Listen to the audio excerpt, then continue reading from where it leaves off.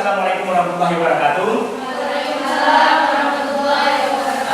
Perkenalkan, saya Zulkifli, dosen tetap Jabal Ghafur dengan NIDN 1325088901. Itu terdaftar di LL Dikti Mendikbud. Dan hari ini saya mengajar mata kuliah perilaku organisasi. Bagi teman-teman yang ada paham perilaku organisasi ataupun ada kerangka berpikir tentang sedikit hal apa sih organisasi itu, nanti kita bisa diskusi sama-sama, kita saling berbagi, saling berkomunikasi, saling bertukar pendapat. Kadang-kadang ada yang berbeda. Ada yang berbeda. Kami pahamnya ilmu administrasi surat, Pak. Kami pahamnya ilmu administrasi organisasi, Pak.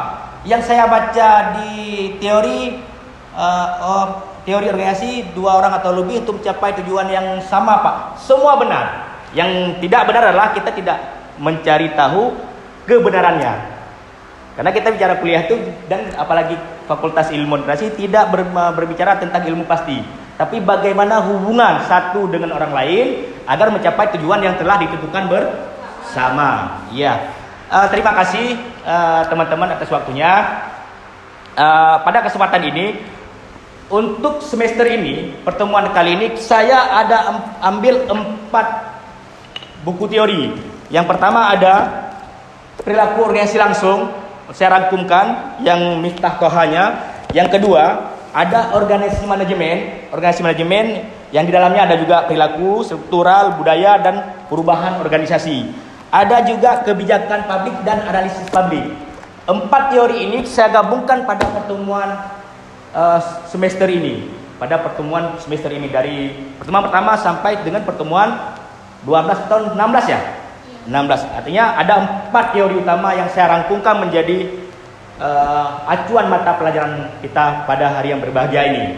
Teman-teman sekalian, yang saya hormati, yang saya banggakan, semoga kalian menjadi mahasiswa-mahasiswa yang berprestasi, yang memiliki cita-cita yang tinggi, dan suatu saat nanti insya Allah cita-cita kalian akan dikabulkan oleh Tuhan dan membanggakan kedua orang tua. Amin. Kita masukkan song ya, dan nanti kita diskusi. Kita ada konsep dasar perilaku organisasi.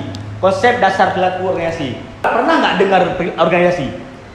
Abrar, Imam Abrar, ada nggak bayangan apa sih perilaku organisasi, atau apa itu perilaku, atau apa itu organisasi? Dea, ya Dea, pernah nggak dengar organisasi? Pernah. Apa sih organisasi itu? Betul, yang besar, nggak apa? Kelompok orang yang bekerja sama untuk mencapai tujuan yang telah ditentukan ataupun yang telah disepakati. Khairunisa pasti pernah dengar perilaku baik, perilaku buruk, perilaku ini dan lain sebagainya, kan? Paham nggak apa itu perilaku Khairunisa? Tingkah laku ataupun yang kebiasaan yang kita lakukan. Boleh? Itu saja? Ya. Ada yang lain? Rono Sonan? Kiban? Berayu ju. Nanda Arfira ya. Kiban perilaku Nanda? Sikap usara. Artinya begini, itu boleh, semua jawaban itu benar.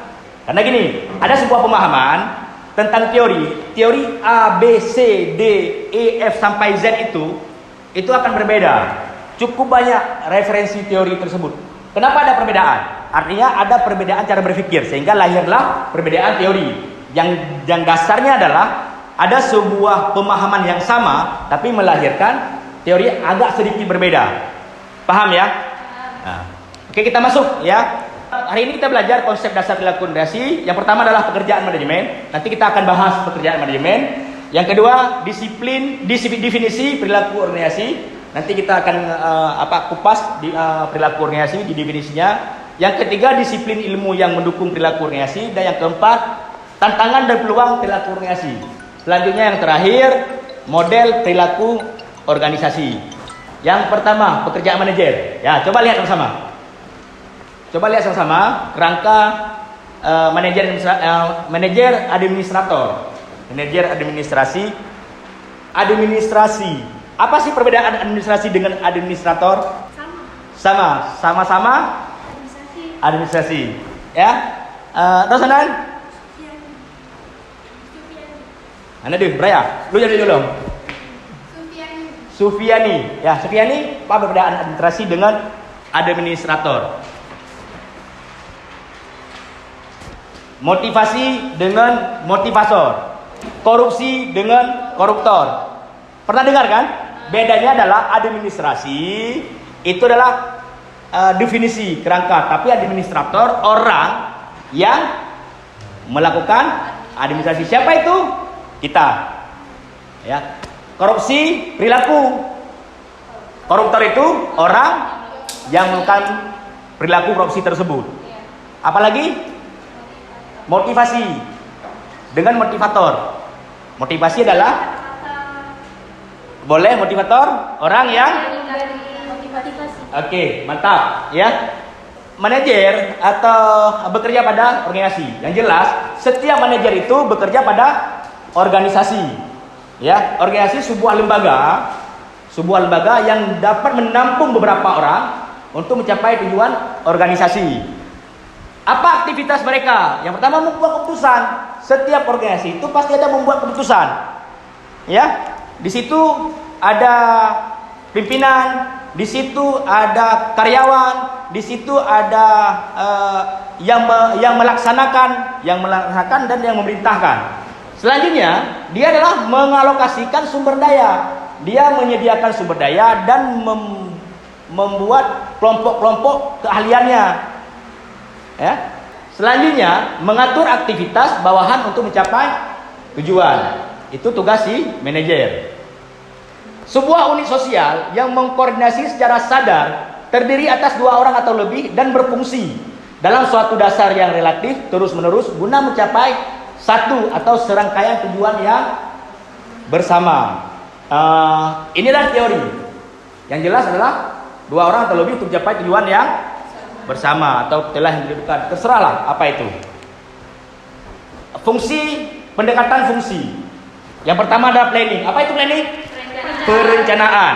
Berarti fungsi manajemen, pendekatan fungsi manajemen, ada perencanaan, ada pengorganisasian, organizing, ada leading, pengambilan keputusan, ada controlling, pengawasan. Ada 4 fungsi dalam manajemen. Baik dalam perilaku kalian, yang paling penting adalah menguasai ini dulu. Yang paling penting menguasai ini. Karena segala suatu bentuk kejadian itu tidak terlepas dari perencanaan. Salah satu contoh yang paling dekat, kita kan ke kampus. Ke kampus dari semalam sudah punya perencanaan di pikiran. Saya besok ke kampus, apalagi cewek-cewek, menyiapkan pakaian, sepatu dan lain sebagainya. Dan itu perencanaan. Artinya ada perencanaan. Perencanaan itu terstruktur. Bukan hanya sekedar merencanakan, tapi ada tahapan yang harus dilalui sehingga kita sampai kepada tujuan. Itu adalah perencanaan. Itu salah satu contoh yang paling dekat pada kehidupan kita sehari-hari. Selanjutnya organizing, organisasi, mengorganisasikan dari banyaknya orang, dari berbagai macam corak, perilaku, gaya, cara berpikir. Bagaimana kita mengorganisasikan sumber daya yang ada untuk satu tujuan. Karena ya. Dan sonan Brayo Nurul Aisyah, nah banget lagi udah ngajar. Atau memang berceramah-ceramah tok itu ya, Bang. Kadang no, ini oma, nyo saat katanya enggak berorsi. Mana? Iban Nurul Aisyah. Sana Nurul. Nurul Tasya. Nurul Tasya, nah banget belajar lagi yo, kuliah lagi yo. Kalau memang ada perbedaan, nanti kita ngajar lain lagi. Semangat lagi yo. Planning, kita masuk ke perencanaan ya. Proses yang meliputi pendefinisian tujuan suatu organisasi. Selanjutnya, penentuan strategi keseluruhan untuk mencapai tujuan tersebut. Dan pengembangan serangkaian rencana komprehensif untuk menggabungkan dan mengkoordinasi berbagai aktivitas. Selanjutnya mengorganisasi. Proses yang meliputi penentuan tugas yang harus dikerjakan. Selanjutnya, siapa yang mengerjakan tugas tersebut, kita pastikan bahwa siapa yang mengerjakan tersebut. Karena ketika ada penentuan tugas yang harus dikerjakan, kita juga harus menentukan siapa yang bekerja. Cukup banyak pekerjaan yang ada di depan mata tapi tidak tahu siapa yang bekerja. Sama juga seperti organisasi kita di kelas. Kita ini organisasi ini. Jadi ada kerangka-kerangka yang harus mau tidak mau itu harus dijalankan. Contoh ada komti, contoh ada orang sakit yang harus kita kunjungi. Itu kan harus ada yang mengorganisir.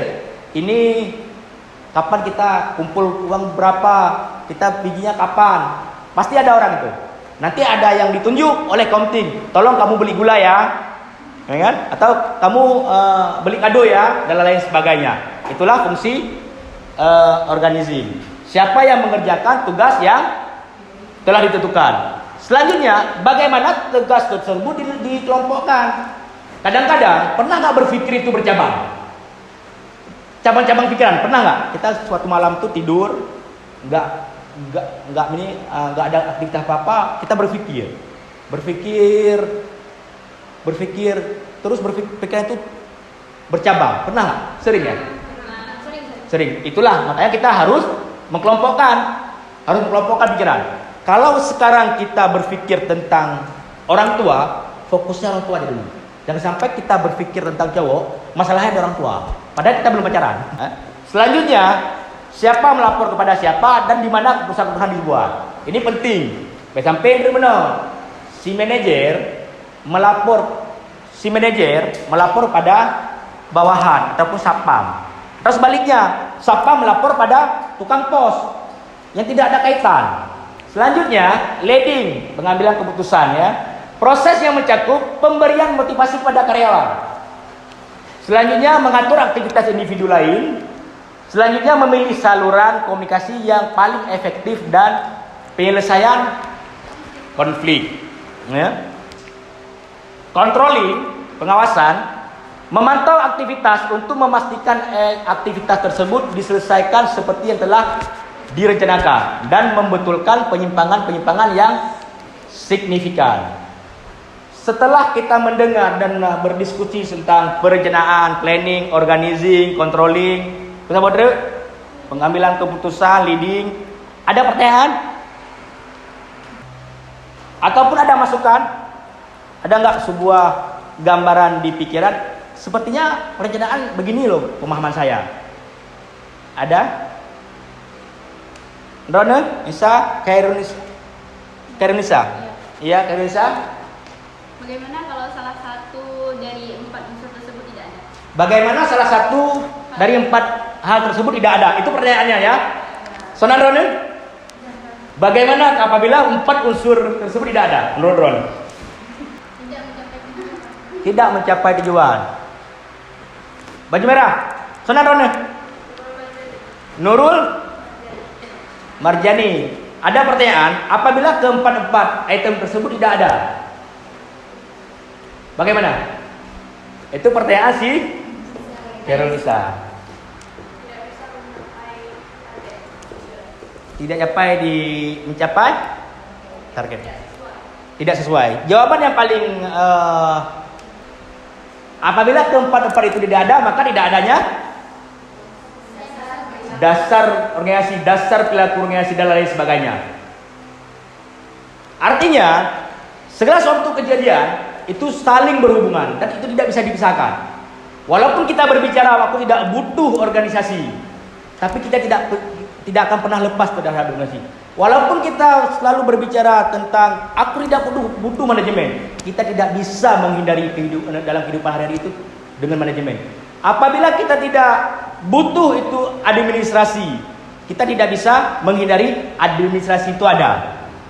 Karena dasar teori administrasi itu apa? Bukan. Teori administrasi. Kalian kuliah di mana? Kuliah di mana? Di administrasi apa itu teori administrasi? Salah. Besok ya. Besok. Kalian kuliah di mana? Di fakultas. Cari itu dan hafal. Kalian di jurusan apa? Cari itu dan hafal. Setidaknya kalian tahu apa yang terjadi hari ini. Teori generasi adalah dua orang atau lebih untuk mencapai tujuan yang telah ditentukan bersama. Ya.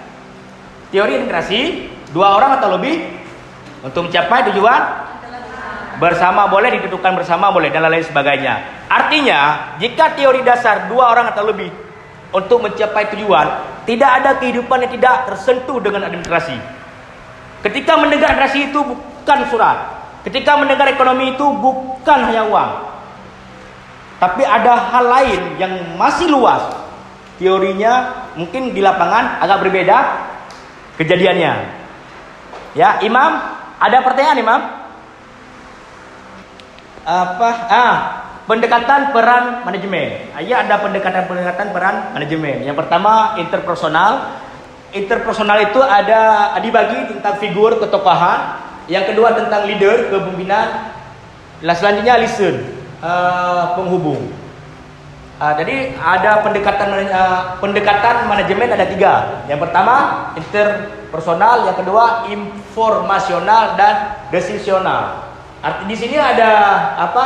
Di sini ada interpersonal, ada figur, ya. Figur adalah tokoh. Yang selanjutnya ada leader, pimpinan. Yang kedua listen. Interpersonal ini figur. Kita dipengaruhi oleh figur. Kan ada kepemimpinan yang memang kita termotivasi dengan sosok ketua. Ada wilayah spiritual, tumpu-tumpu imam-imam, kita terpengaruhi dengan dia. Ada ceramah-ceramah kita menarik, kita nonton karena figurnya, tokoh utama itu siapa yang berceramah. Dengan dialah kita tertarik, dan dengan figur itu kita menarik. Ada nggak melihat orang-orang organisasi itu agak menarik dia, walaupun dia tidak ganteng? Ada ya, karena sosok figur dia. Selanjutnya ada kepemimpinan. Siapa yang memimpin kita? Menyai pimpin dia yang lagi kasar, kita walaupun itu benar kita merasa aduh nggak nyaman, ya. Ataupun kita dipengaruhi oleh sosok pemimpin itu. Jadi itu sangat berpengaruh, ya. Selanjutnya ada penghubung. Ini yang penting, penghubung dalam dunia tanya calo. Dalam dunia pacaran tanya apa ikun? Riba? Macam belang penghubungnya pasti. Hana mungkin tanya kan tiba-tiba WA juga teleponnya kan hana mungkin. Pasti pendekatan lainnya. Itu sangat penting itu. Itu sangat penting. Penghubung itu sangat penting. Informasional yang monitor, pemantau. Pendekatan informasional, ada yang monitor, ada yang penyebar informasi, penyebar informasi lah ya, penyebar komunikasi dan lain sebagainya. Ada juru bicara, ada bicara yang ingin disampaikan. Jangan sampai nanti kalau semua orang berbicara tidak terfokus pada fokus yang telah disepakati, ya. Oke, lanjut. Pendekatan skill manajemen. Skill apa? Kemampuan. Ada 3 pendekatan skill manajemen. Yang pertama teknik skill, ya, skill teknik, kemampuan teknik. Kemampuan menerapkan atau keterampilan khusus, ya. Selanjutnya kemampuan skill manusia, ya, kemampuan untuk bekerja sama, memahami dan memotivasi orang lain, baik secara individual maupun dalam kelompok. Selanjutnya konseptual skill, ya, skill konseptual. Kemampuan mental untuk menganalisis dan mendiagnosis situasi-situasi yang rumit. Artinya pendekatan skill manajemen dibagi ada 3. Ketiga-tiganya ada yang kelebihan tertentu. Ada kelebihan sumber daya manusianya, ada yang kelebihan teknik skillnya, ada kemampuan konseptualnya. Ada nggak dalam dunia kita itu orang yang lebih kepada konseptual? Dia cuma bisa mengkonsepkan segala suatu bentuk, tapi dia tidak bisa mengaplikasikan konsep tersebut. Pernah nggak ngalami itu? Pernah? Oke, selanjutnya kemampuan untuk kerjasama, memahami, memotivasi orang lain, baik secara individu maupun dalam kelompok. Ya, ini skill manusia. Skill manusia ini ya sumber daya manusia. Mungkin semua kita tahu. Oke, dari yang sudah kita diskusikan, ada nggak tanggapan ataupun pernyataan ataupun pertanyaan? Ada nggak pernyataan? Ada nggak pertanyaan? Ada nggak tanggapan? Nisa? Nah, pertanyaan? Ronen? Hanaji? Jelas mendung? Jelas dah? Oke, kita masuk kepada pengertian perilaku organisasi ya. Oke, sebuah bidang studi yang memiliki pengaruh yang dimiliki oleh individu, kelompok, dan struktur terhadap perilaku dalam organisasi yang bertujuan menerapkan ilmu pengetahuan semacam ini guna meningkatkan efektivitas organisasi. Ya, jika kita lihat di bagan, ada yang bisa memiliki pengaruh, ada individual, ada kelompok, ada struktural. Selanjutnya terhadap perilaku dalam organisasi, selanjutnya efektivitas organisasi, ya, efektif dan efisien, ya. Disiplin ilmu yang mendukung perilaku organisasi, disiplin ilmu yang mendukung perilaku organisasi, ya. Sama juga ada leading psikologi, ada sosial psikologi, ada sosiologi, ada antropologi, ya. Di sini bagannya nanti saya kirim, nanti bahan-bahan pelajaran ini nanti saya kirim kepada kalian. Jadi selanjutnya sosial psikologi, bidang dalam psikologi yang memadukan konsep dari psikologi dan sosiologi serta berfokus pada pengaruh seseorang terhadap orang lain. Ya. Selanjutnya sosiologi, antropologi, ya. Tantangan dan peluang perilaku organisasi. Ini penting yang harus dipahami. Ada tantangan, ada peluang, ada semacam apa ya? Ada tantangan, ada peluang, itu pasti ya. Di dalam kehidupan nyata kita pasti kita mendapatkan tantangan dan peluang. Setiap aktivitas yang kita lakukan pasti ada konsekuensi. Terserah konsekuensi itu baik atau tidak, yang jelas kita harus menerimanya dengan keputusan yang telah kita ambil sebelumnya, ya. Ada tantangan dan peluang perilaku organisasi, ya.